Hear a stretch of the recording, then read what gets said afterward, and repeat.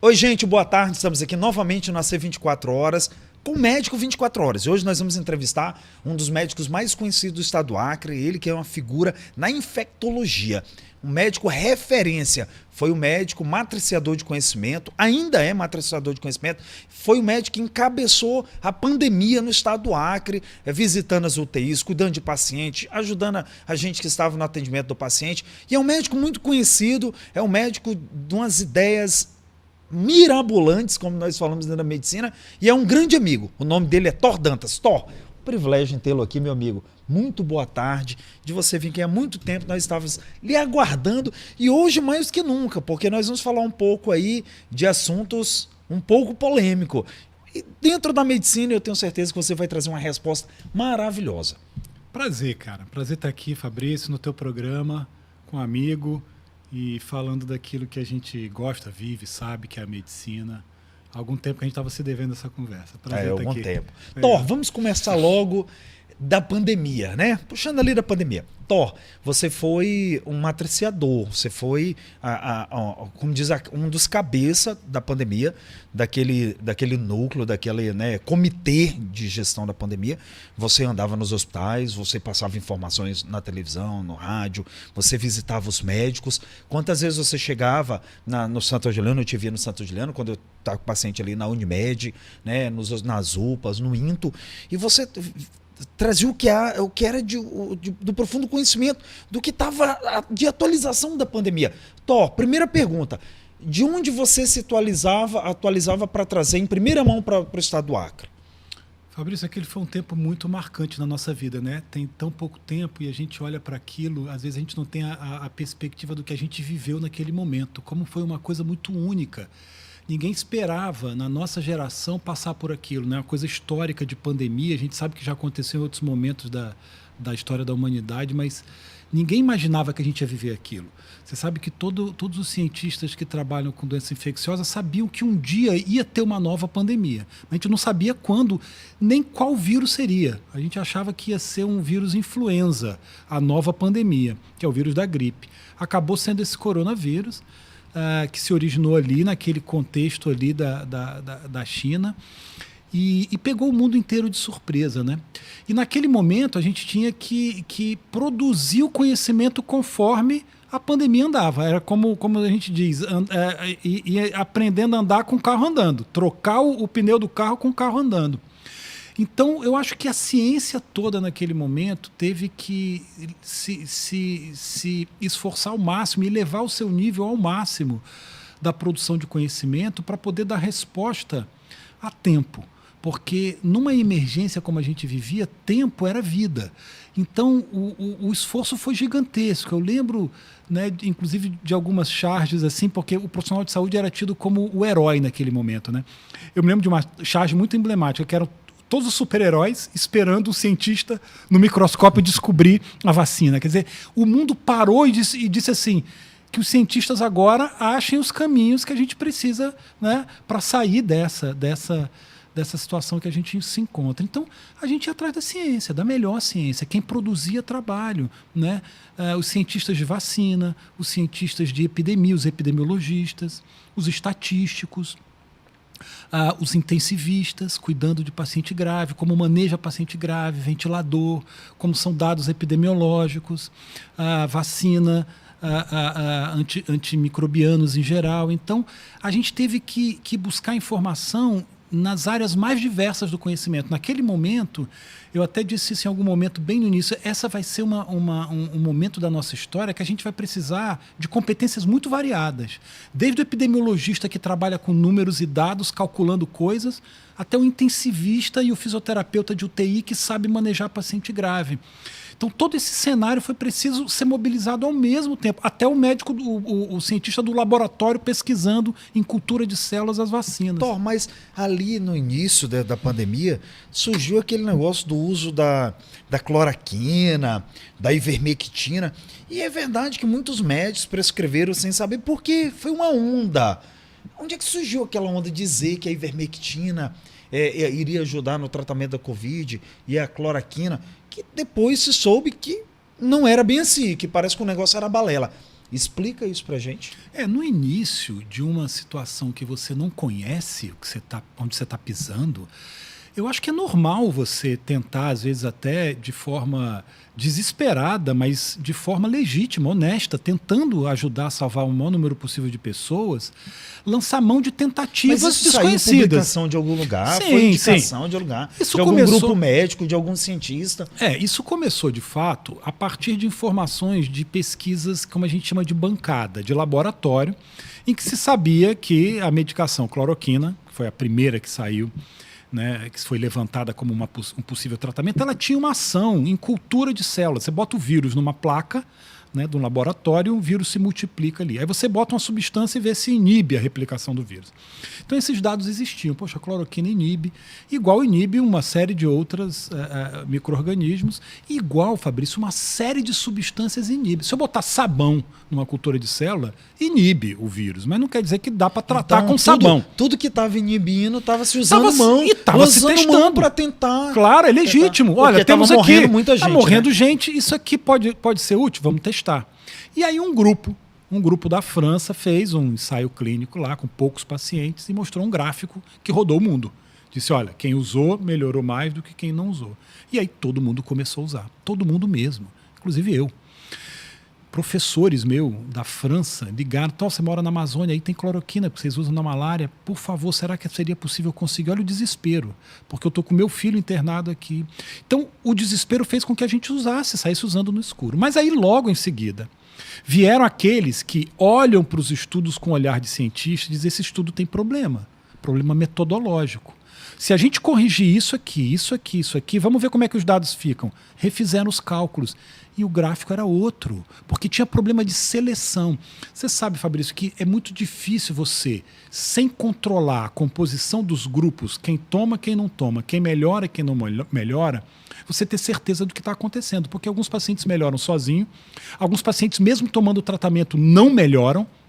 Então é preciso botar isso em 4 casinhas. Quem toma, quem não toma, quem melhora e quem não melhora. Quando você bota isso de uma forma controlada, é que você vê o efeito. E aí quando começou-se a olhar de forma controlada, viu, olha, isso infelizmente não funciona como a gente gostaria. Vamos continuar buscando novos remédios. E continuou-se buscando. Só que aí algumas pessoas têm dificuldade de entender o método científico. O método científico, infelizmente, Fabrício, ele não é simples de ser aprendido. E olha, eu sou professor de medicina há 20 anos já. Eu formo médicos há 20 anos. Eu sei quais as carências na formação médica. Quando eu tive na minha formação, você deve ter uma visão crítica da sua, e a gente olha para a visão crítica dos meninos que a gente forma ano a ano. Igual você se esforça, o cardiologista, para saber cardiologia, o geriatra, o endocrinologista, o infectologista, ele pode ser muito bom em cardiologia e não saber nada de pediatria. Então a pessoa pode ser um excelente médico na sua área de ginecologia, por exemplo, mas não saber método científico. Isso é absolutamente comum. Por isso que existem os especialistas em método científico que digam, olha, esse método aqui não se aplica, ele tem falhas metodológicas. Quando os especialistas em método científico olharam, aí eles conseguiram ver onde estava o problema. Tanto que se isso fosse uma salvação, a gente não teria tido pandemia, porque todo mundo usou. E a quantidade de gente que eu vi grave na UTI usando cloroquina, ivermectina e anita, você deve ter visto vários também muito. usando. E ele chegava, mas eu usei, como é que eu posso estar ruim? Porque as pessoas não melhoram com esse medicamento. A verdade é simples assim. Eu me lembro que nós trabalhamos aí na pandemia, domingo a domingo, na linha de frente, né? Meses, eu, você, muitos outros, colegas, né? Muitos colegas. Muitos. A Roseli, né? Matheus, Reinaldo, muitos, enfim, a Iris, a Márcia, tantos colegas, né? Que entraram o Odilson, e o Marcelo Grando, tanta gente, né? Tanta gente, tantos colegas. Eu me lembro, fazia muito plantão com a Monique, com o Varley, a Gabizinha, Infecto, enfim, centenas de colegas. Ali no pé da Unimed, vocês foram pioneiros. Porque ali. a galera largou consultório, cirurgia, até o Ricarte, e todo mundo caiu dentro do negócio para poder, porque estava derramado, né? Verdade. E aí, Thor, entrando mais uma pergunta polêmica, antes de passar para alguns temas que você domina muito bem, sobre a vacina. Aí começou a surgir, explodir ali, vacina em tudo quanto é lugar, dizendo, eu descobri. Veio a Sputnik, veio a Coronavac, né? de fato, quando começou a surgir aquelas vacinas, né? E hoje a gente olha que muitas delas desapareceram. Né? Hoje nós temos aí, mais que tudo, é a Pfizer, né? Sim. A AstraZeneca também, né? Surgiu. Sim. Thor, qual é a tua visão em relação naquele tempo, esse boom dessas vacinas? E o de fato que resumiu, e nós sabemos que a vacina, ela foi e é, né? Ela foi e é crucial para evitar a Covid da sua forma grave, e foi o que solucionou o mundo, e é por isso que nós estamos em paz novamente aí hoje. Sem dúvida. Mas a tua visão dessas várias vacinas, né, as que funcionaram, não funcionaram, o que você acha disso? Você lembrou bem uma coisa muito importante que muitas vezes passa, digamos, batido no debate. Não existiu uma vacina, mas diversas vacinas. Quando você fala em vacina, não existe uma vacina. Igual como você fala em antibiótico, não tem um antibiótico, existem vários. Cada antibiótico para uma bactéria, cada antibiótico com efeito adverso diferente. Então, essa é a primeira coisa. O mundo inteiro foi atrás de produzir vacina. Porque isso é assim sempre que a gente se depara com uma epidemia. A forma mais eficaz de acabar com uma epidemia sempre foi e sempre será a imunização. Eu te dar uma substância que faz você produzir anticorpos que te protege contra a infecção que está circulando ao seu redor. Essa estratégia ela é extremamente eficaz. As vacinas elas estão na base das maiores invenções da história da humanidade. Junto com o antibiótico e o anestésico, mudaram a medicina. A medicina sem o antibiótico, o anestésico e as vacinas, a gente não estava aqui hoje conversando. Então, essa estratégia, primeiro, ela é genial na sua concepção. Mas você pode produzir vacina a partir de diferentes plataformas, como a gente chama. Então surgiram várias naquele momento, com diferentes perfis de eficácia e de segurança. A gente começou usando a de vírus vivo atenuado, né, Coronavac, que é aquela que menos efeito colateral dá, mas também é a que menos funcionava, a mais fraquinha, que não protegia o quanto a gente queria, né? Aí você chegou na de RNA. Mas você não chegou a produzir... proteger ela mesmo, protegia muito jovem, sim. Jovem ela ia bem. Idoso, mas quando chegava no idoso... Porque a criança não era vacinada, né? A criança não era vacinada naquele momento, mas os jovens, a proteção é ótima. O que acontece é que o idoso tem um envelhecimento do sistema imune, ele precisa de vacinas mais potentes. Então essa não funcionava bem. A Coronavac não funcionou em para idoso. Não era bom para idoso. Não era bom. E aí quando chegou a tecnologia de RNA, a tecnologia de RNA você sabe que vinha sendo estudada há muito tempo já. A vacina, aliás, qualquer desenvolvimento tecnológico, ele é um acúmulo de anos. Eu não produzo hoje uma coisa que eu inventei hoje. Isso é um acúmulo de tudo aquilo que eu consegui desenvolver até hoje. A ciência tem essa característica. A gente está sempre falando de um acúmulo prévio, né? A gente nunca está partindo do zero. Então, as vacinas de RNA vinham sendo estudadas há muito tempo para diversas terapias. Terapia do HIV e terapia do câncer. Há muito tempo. Então, quando chegou a pandemia, essa tecnologia teve o seu auge. Ela estreou de uma forma magnífica. Por quê? Ela tem uma característica muito, muito interessante. Uma vez que você descreva o genoma do patógeno, você consegue fazer uma vacina quase que imediatamente. No dia seguinte eu tenho uma vacina, porque basta eu produzir o RNA daquele vírus. O que a gente precisava naquele momento era que os cientistas decodificassem o genoma do vírus, e a gente pôde produzir vacina. E você acha por que demorou tanto para decodificar e entrar a vacina? Porque a vacina chegou e já tinha matado milhões. Mas aí vem o tempo de produzir em larga escala, né, distribuir para o mundo e fazer também os ensaios clínicos, os testes para dizer, olha, ela funciona. Porque teve muita vacina que não deu tempo para ensaio, como dizem a população? Sim, o que aconteceu é que dessas vacinas todas, foram as 6 vacinas desenvolvidas no mundo. A gente só trabalhou com 3 no Brasil. Né? Foi a Coronavac, a AstraZeneca e a Pfizer. Né? Uma de vírus vivo inativado. A Bolívia aqui do lado trabalhou com a Sputnik. Trabalhou com a Sputnik, a gente não. Então, teve oferta para o mundo inteiro. O Brasil fez as escolhas dele, né? Algumas mais acertadas, outras menos. Por exemplo, demorou muito para comprar da Pfizer, mas investiu em produção local de Coronavac e de AstraZeneca na Fiocruz, o que é positivo. E a gente precisou desse tempo para os estudos iniciais. Agora, os estudos vieram com uma rapidez que precisava ser feita. Agora, interessante, né, Thor? O vírus nasceu na China e foi a própria China que começou a produzir a matéria-prima para a vacina, né? Vinha da China para a Fiocruz no Brasil para poder produzir a Coronavac. Exato. Não é isso? Exato. Thor, outra pergunta aqui beliscosa. Você tem um doutorado em infectologia, uma das referências de infectologia do Acre, professor há mais de 20 anos, uma figura muito conhecida no estado do Acre. Mas você também teve o Covid e ficou grave, né? Naquela época, você teve medo de morrer? Olha, aquele foi um momento difícil demais. Eu nunca vi, Fabrício, tanta gente morrer na minha vida quanto naqueles meses, né? Então é óbvio que eu fiquei com medo de morrer, porque eu vi as pessoas morrendo aos montes. Eu sempre digo que sobre aquele período, né, morrer todo mundo vai. Você sabe quantas pessoas a gente já viu morrer nos corredores dos nossos plantões e dos nossos hospitais. Essa é a nossa vida, faz parte dela. Eu e você e todo mundo que está nos assistindo vai um dia. Isso é normal. Agora, o que não é normal é todo mundo morrer ao mesmo tempo da mesma coisa. E isso era a pandemia. Todo mundo morrendo ao mesmo tempo da mesma coisa. Isso não é normal e não pode ser normalizado como alguns tentavam normalizar. Eu tive medo, não tenha dúvida. Eu, inclusive, porque fiz um quadro grave, naquele momento a gente já tinha alguns medicamentos que comprovavam eficácia, que era o corticoide injetável. Eu fiz o corticoide injetável, não respondi, a doença continuou progredindo.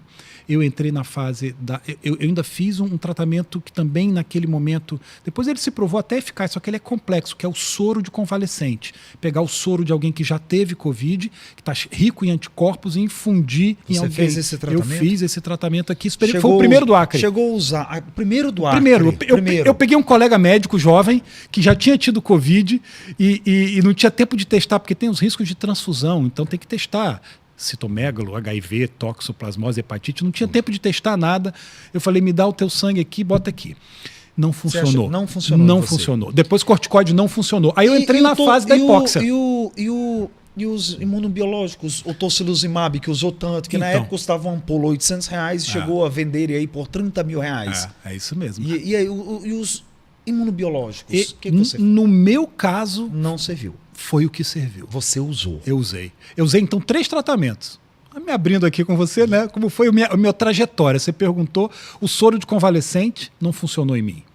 E aí mostra como que tratamentos que funcionam para um não funcionam para o outro. O corticoide, eu salvei muita gente com corticoide, com dexametasona e metilprednisolona. Você também salvou muitos? Usamos muito. Para mim não funcionou. Eu tomei 5 dias e foi como nada. A doença continuou progredindo, o pulmão espalhando. Mas sabe o que a turma médica falava? Isso aqui abrindo para você, acho que você nem sabia desse dado. A turma médica falava, rapaz, se o farol da infectologia, que está na frente, né, o carro-chefe está na frente do Covid, está doente e está grave a ponto de morrer, como é que vai ficar a gente? Não. Como é que fica nós agora? É isso que nós comentávamos no hospital. E agora? Eu vi muitos colegas na porta do hospital chorando, médico chorando. Eu me lembro de uma colega reumatologista que eu fui lá e fui consolar ela começou a chorar. Dizendo, será que eu vou morrer? Difícil, né? Uma outra colega pneumologista que eu vi ela chorar. O marido grave. Claro. Então, assim, nós vimos...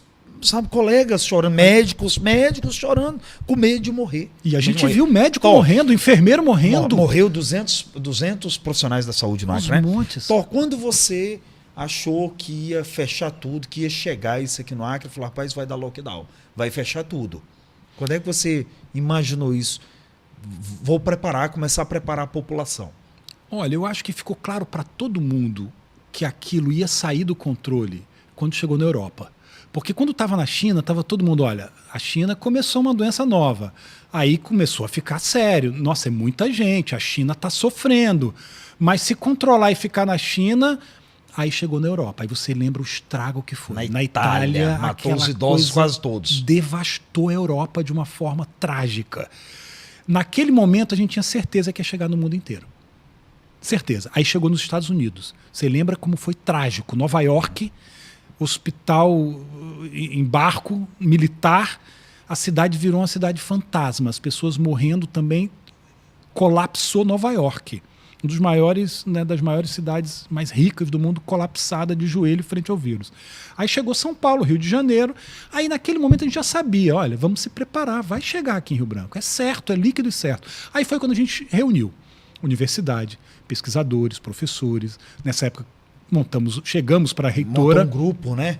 Reitora, O Fernando de Assis fazia parte também, né? Fernando, Odilson, os epidemiologistas, dizemos, temos que conversar, temos que chamar os poderes constituídos. Aí, prefeita, governador, reitora, pesquisadores, pessoal da área de planejamento, e a gente levou um estudo. Me lembro dessa reunião como se fosse hoje. Estava a prefeita, Socorro Neri, e o governador Gladson. E a gente, olha, aqui são as nossas projeções. Vai colapsar Rio Branco, nessa data a gente chega no nosso limite de leito de UTI.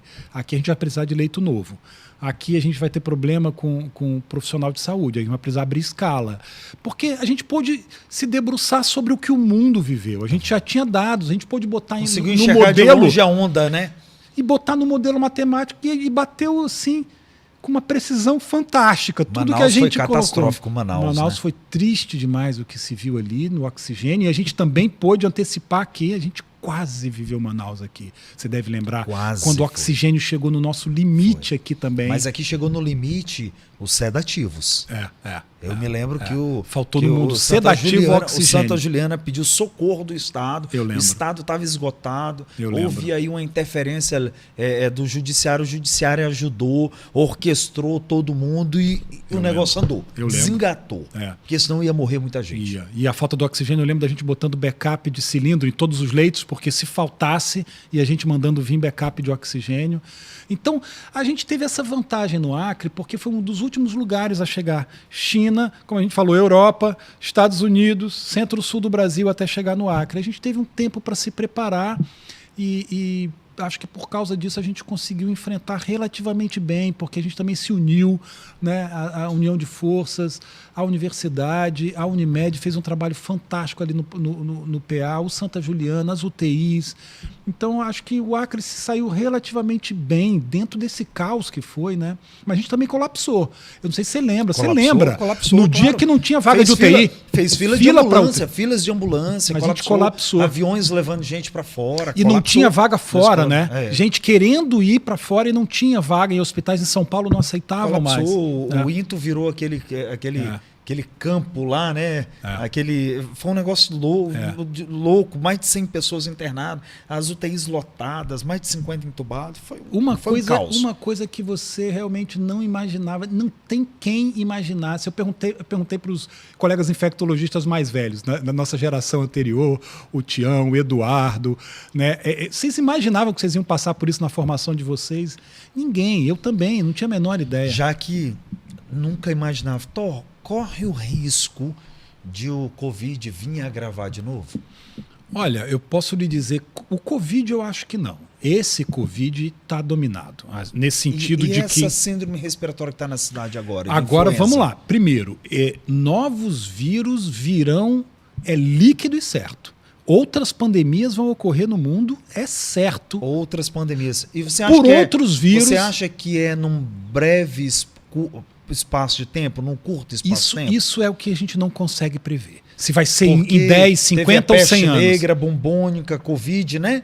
100 anos. Elas vêm em ciclos a cada 100 anos. Cada 100 né? anos. Se vai ver mais 100 ou se vai vir daqui a 50 ou 20, isso é realmente imprevisível. Você acha que esse século ainda vai ser bombardeado? Eu acho que a tendência é que elas ocorram com mais frequência ao longo do tempo. Por quê? Porque alterações climáticas, a nossa alteração do meio ambiente ao nosso redor é muito grande. Então você imagina a última pandemia de influenza há 100 anos atrás, como era o mundo, como ele era diferente do mundo de hoje. A nossa mobilidade... Você acha que esse ano vai ter muito caso aí de influenza? Vai ter bastante óbito? Porque a cada ano que passa, nós estamos vendo o caso de influenza sendo mais agravado. Sim, sim. Você viu quantos casos? Agora, recente, a gente estava lá no PA, você deve ter visto muita influenza. Inclusive, agora a Fiocruz já alertou para a subida, né, brusca de casos de síndrome respiratória aguda aqui no Acre. O vírus influenza, o vírus sincial respiratório, que causa muito problema na pediatria, você sabe, os colegas pediatras sabem, no idoso também causa problema. E a gente tem visto também muita infecção bacteriana, né? Muitas crianças com pneumonia, micoplasma, está dando muita pneumonia, pneumococo também. Acre, né? A gente vive um momento da disseminação fácil dos patógenos. A gente está muito próximo, nós somos muitas pessoas no mundo, muito em contato umas com as outras, né? e a gente altera o nosso ambiente ao redor de uma forma muito intensa hoje em dia. Seja entrando em contato com a floresta, a mata, os animais, que foi o que aconteceu na China, seja disseminando patógenos uns para os outros. E toda vez que eu transmito o meu vírus para você, ele sofre uma transformação. Então, quanto mais disseminação do vírus, aí a importância, Fabrício, a gente cortar a cadeia de transmissão lá na história do lockdown. Porque se o vírus circula, ele sofre mutação e ele se transmite mais. Então, esse é o cenário. A gente tem que estar preparado porque é a nossa realidade daqui para frente. Thor, você também é especialista na parte de hepatologia, hepatites, né? Você tem tratado muitos pacientes, questão de hepatite B, C, D, etc. A hepatite tem sido controlada no Acre. Antigamente matou muito. Tarauacá era terrível, né? Tarauacá, a cena. Chegou aí as novas medicações. A hepatite C tem sido tratado bem, né? Perfeito. Como é que está a questão da hepatite no Acre? Olha, o Acre, ele é o estado da federação, importante dizer isso, que mais tem problema de hepatite de todos, é o campeão. Tanto em hepatite C, quanto hepatite B, quanto hepatite delta. Eu acho que a gente tem um desafio gigantesco, porque o que está colocado como meta, Fabrício, você sabe, é a eliminação da hepatite C do mundo. A hepatite C é uma doença hoje totalmente curável e é possível eliminá-la até 2030, não ter mais hepatite C no mundo. E o Acre tem esse desafio. Hepatite B e hepatite delta são doenças muito mais difíceis de serem eliminadas, porque a gente não negativa o vírus para sempre, a gente precisa de medicações de uso contínuo, mas a gente, por outro lado, tem vacina, que a gente não tem para a hepatite C. Então, eu tenho refletido que o Acre, exatamente por ser o estado mais afetado pelas hepatites do Brasil, ele tem que ser exemplo no combate às hepatites. A gente tem uma coordenação de hepatites virais que está sensível a esse problema. Eu tive reunido com eles recentemente no Congresso. Continua crescente a hepatite, então, pela transmissão sexual? Sim, a gente ainda tem muita problema de hepatite B, muita criança que não é vacinada assim que nasce. Você sabe que tem uma vacina muito eficaz, mas a criança precisa ser vacinada logo ao nascer. Se ela vai para casa para voltar daqui a um mês para tomar a vacina, ela já se infecta em casa. Então, esse é um grande problema.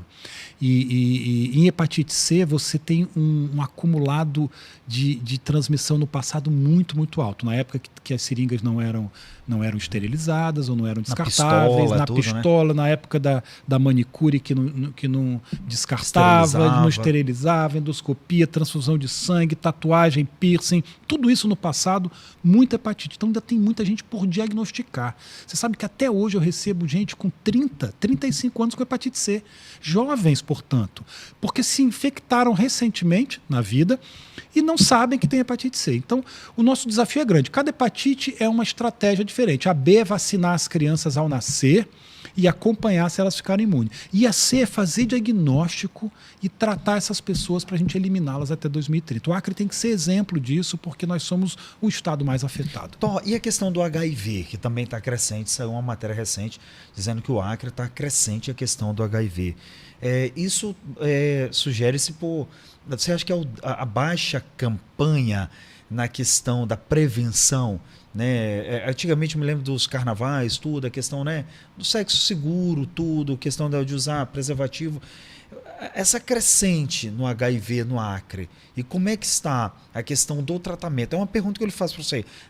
O crescente do HIV e como está o tratamento do HIV no Acre? Muito bem, o HIV ele sofre um aumento hoje no Brasil todo e no Acre não é diferente. Eu acho que tem vários aspectos nisso, você tocou em alguns importantes.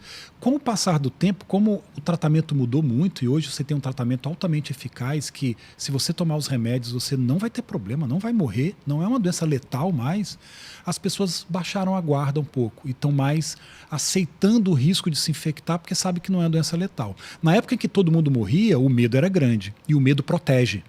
Como eu não tenho mais medo, eu me exponho mais. Então esse é um aspecto. Eu acho que as campanhas precisam manter em alta, né? É uma doença que não mata, mas é uma doença que também não cura. Você vai conviver a vida inteira tomando medicamentos, então é importante evitar. E a gente tem estratégias hoje também mais eficazes do que a velha camisinha. Eu acho que também tem nessa interpretação um esgotamento do preservativo da camisinha. A única forma de prevenir o HIV durante décadas era usar preservativo e camisinha. Então essa geração nova nova, Fabrício. Eles esgotaram tudo que a camisinha tinha para dar, sabe? É uma geração Y que já precisa de coisas novas, de novidade. Eu brinco que a camisinha, para seduzir o jovem hoje, ela tem que tocar música, ela tem que ter luz, ela tem que ter... Porque as pessoas são... É isso, é a novidade.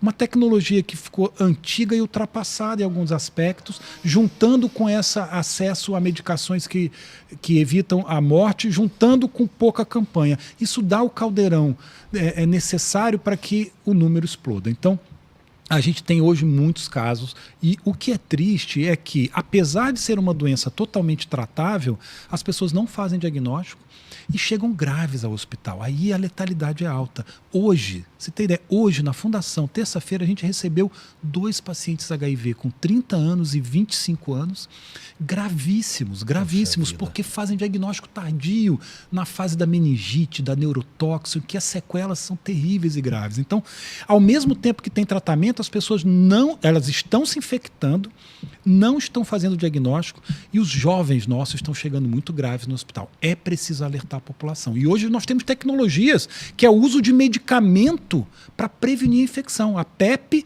e a PrEP. Está disponível no Sistema Único de Saúde. Para prevenir a infecção. Remédios para evitar. Se você não usou a camisinha, esqueceu, estourou, perdeu a camisinha, você toma um medicamento e não se infecta.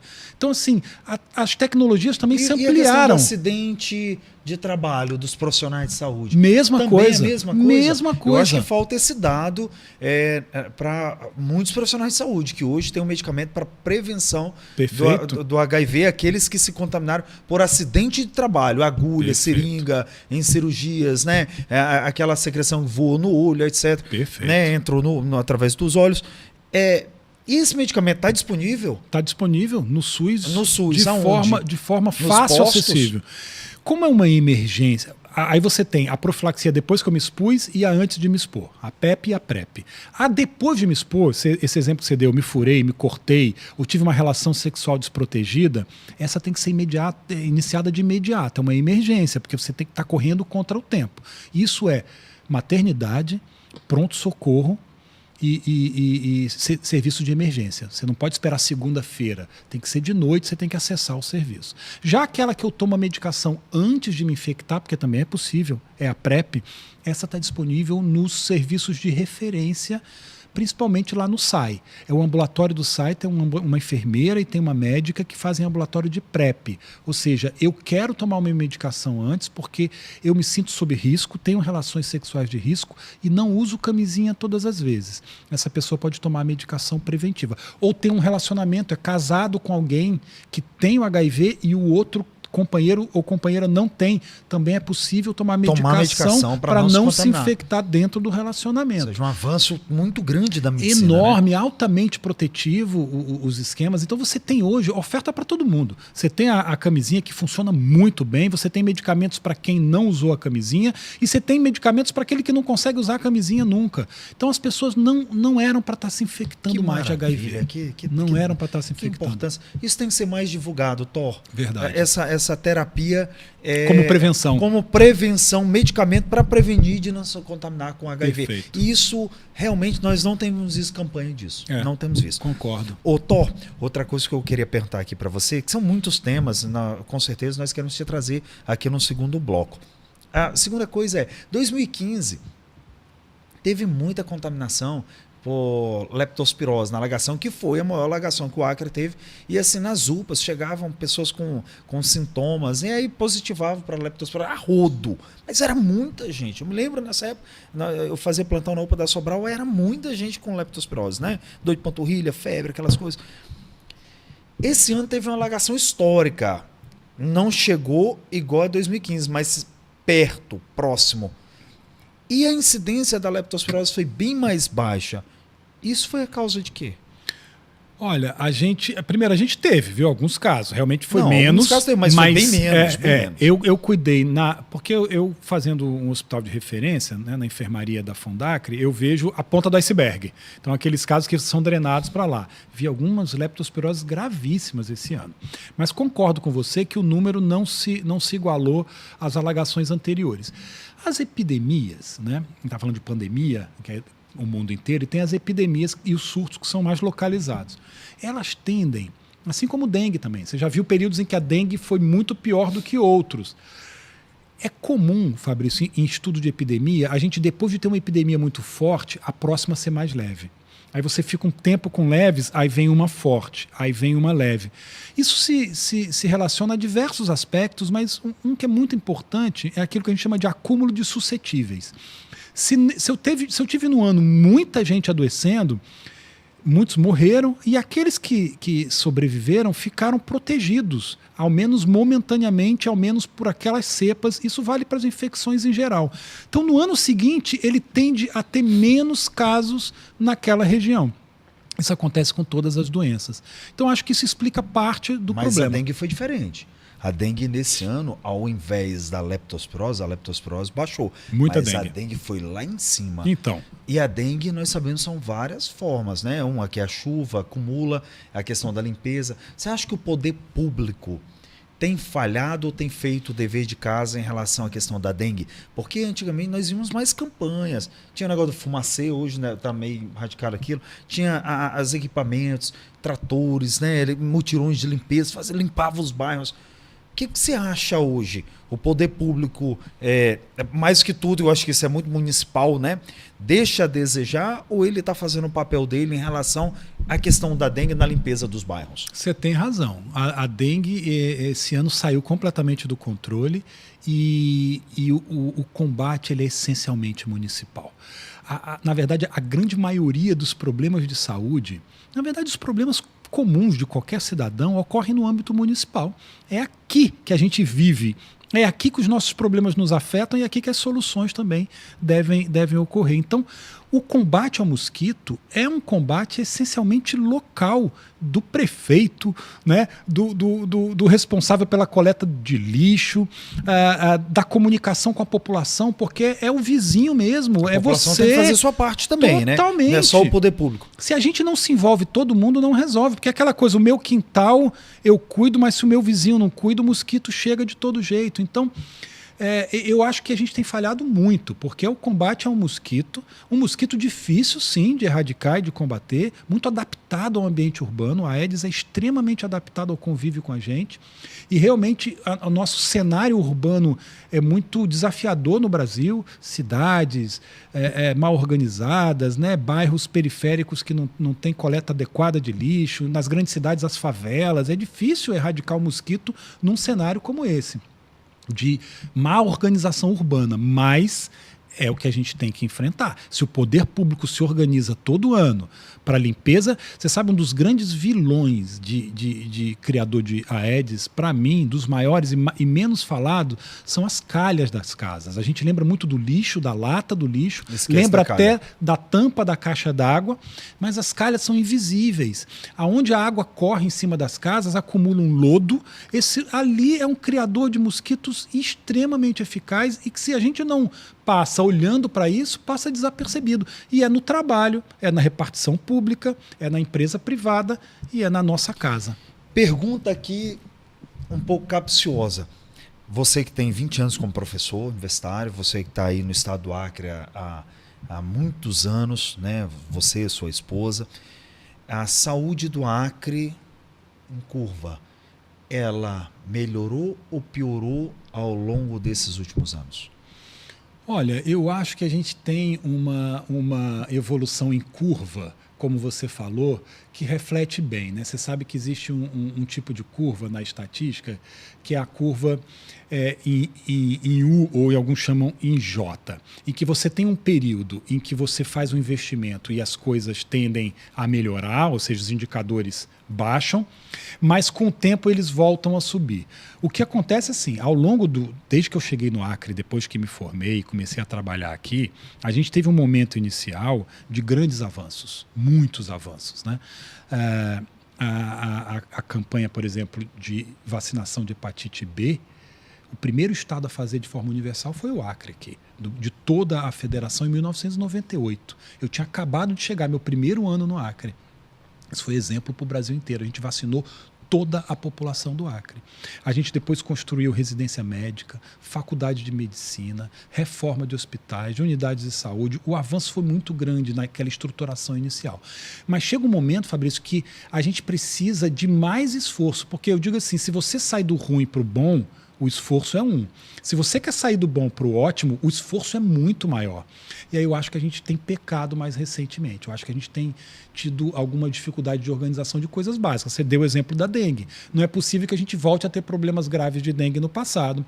Não é possível que a nossa taxa de vacinação despenque como despencou depois da pandemia. A gente é campeão em câncer de colo de útero, uma doença que é completamente prevenida com a vacina do HPV. Você sabe que diversos países do mundo têm hoje taxa zero de câncer de colo de útero com vacina, uma vacina que previne o câncer.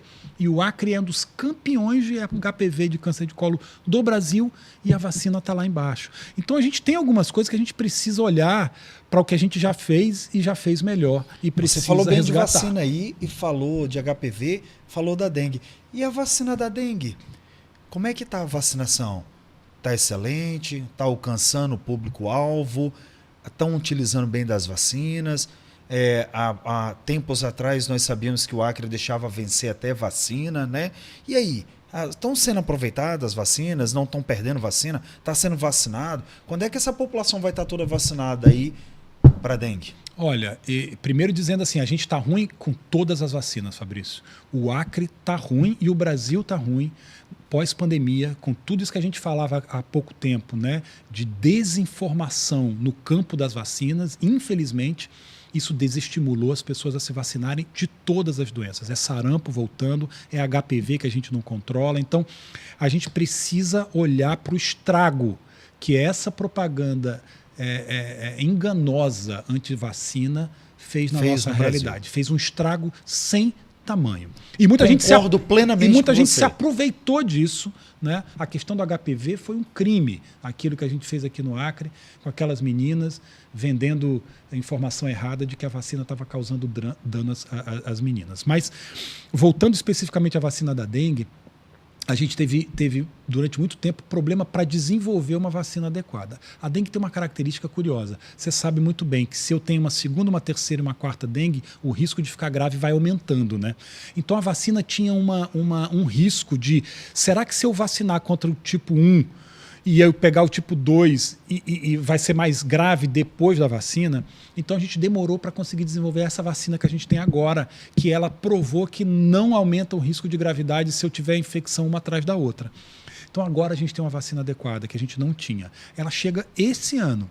E eu acho que a gente precisa ainda andar muito para vacinar essa população. Nessa epidemia desse ano, a gente não conseguiu dar à população a proteção que ela precisava. Nós vamos precisar para o ano que vem, porque a gente já está no ciclo que está caindo já. Que os gestores entendam isso, né? Isso e disponibilizem essas vacinas para a população. A gente ainda tem alguns problemas, por exemplo, essa vacina não é recomendada para idoso, infelizmente. Porque o idoso sofre muito com caso grave de dengue, né? Então, ele é um dos que mais sofre. É um dos que mais sofre. Então a vacina tem limitação porque não foi estudada em idoso. Tem que fazer, daqui até a epidemia do ano que vem, os estudos em idosos para poder dizer, olha, agora a gente pode vacinar idoso também. Thor, nós queremos fazer um bloco 2 com você, porque eu tenho muita pergunta, tem muito tempo. A infectologia ela é muito grande. Mas eu quero te fazer uma última pergunta, antes de abrir aqui um espaço para as tuas considerações finais, voltando no Covid. E aí, Thor? O Covid veio do morcego mesmo, veio de laboratório, veio do pregolim. De que raio surgiu mesmo? Fechou de onde veio? Foi uma guerra biológica? Foi uma guerra da China? Foi morcego? Foi que tentaram, diz que já tinha décadas já estudando lá o vírus do Covid, fugiu o animal. Explica pra gente isso daí. Você que eu acho que você é a autoridade máxima aqui do Acre para falar isso. Olha, Fabrício, você sabe que a ciência tem uma característica muito particular, que a ciência ela não afirma verdades, né? As pessoas têm dificuldade em entender isso. Ela estima probabilidades. Então, respondendo objetivamente a tua pergunta, eu posso dizer, sem medo de errar, que a maior probabilidade, eu posso botar aí acima de 98%, 8% de chance é que tenha sido um vírus que surgiu daquele contexto, daquele mercado em que você tinha uma grande mistura de animais silvestres com humanos de uma forma extremamente promíscua e os vírus circulam. A gente sabe que isso acontece com influenza. Você lembra muito bem da gripe aviária, da gripe suína. O que é isso? É a mesma influenza que passa na ave e volta na gente, passa no porco e volta na gente. E cada vez que faz isso, ela vai ficando diferente e eventualmente mais agressiva. Isso aconteceu com esse coronavírus, que circula ali entre morcegos, entre esses animais, pergolim e outros animais, e aí você acaba em algum momento, surgiu um vírus mais potente, mais agressivo. Agora, essa tua pergunta me remete a uma reflexão de que sim, é possível que a gente tenha problemas de pesquisadores tanto produzindo pesquisa, tenha quebra de biossegurança e escape eventualmente patógenos. Você sabe que a gente tem níveis de biossegurança para patógenos muito graves. Você vai trabalhar com ebola, você tem que ter aquele laboratório de nível de segurança 4. O cara entra com roupa de astronauta ali no laboratório, de tão grave que é a infecção por aquele patógeno. Você tem nível de segurança 4, 3, 2 e 1, dependendo da gravidade do patógeno. Então, é possível ter escape de laboratório? Sim, isso não é impossível. Outro cenário, não é impossível que pessoas produzam intencionalmente armas biológicas, como existem armas químicas. Isso é um fato. Terroristas também podem ter acesso à tecnologia hoje e produzir. Então, assim, a probabilidade de isso acontecer existe, mas no caso específico do coronavírus, a gente está falando de probabilidade dessa epidemia ter surgido da onde? Não tenho dúvida de dizer que 98% foi aquele cenário de Wuhan.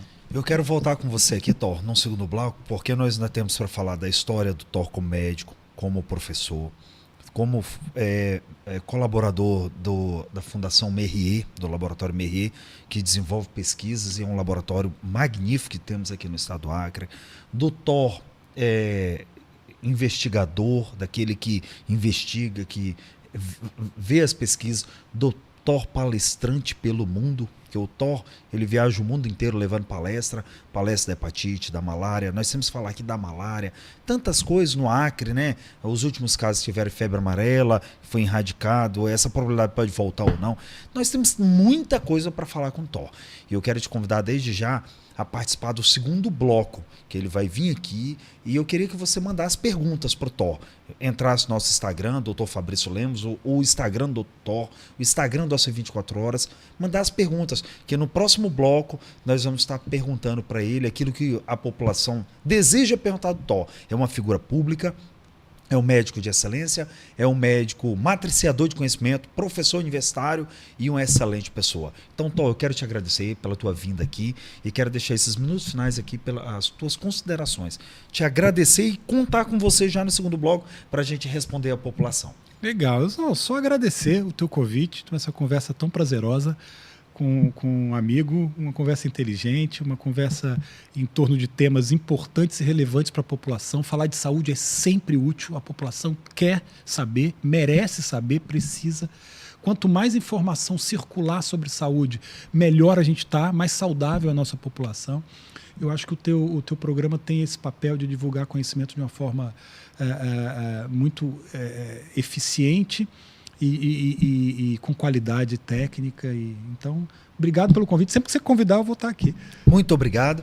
Agradeço a sua participação, a sua preferência, a sua audiência. Que Deus te abençoe. Uma semana excelente de paz, de alegria, de sucesso. E com saúde e paz. O resto a gente corre atrás. Um grande abraço.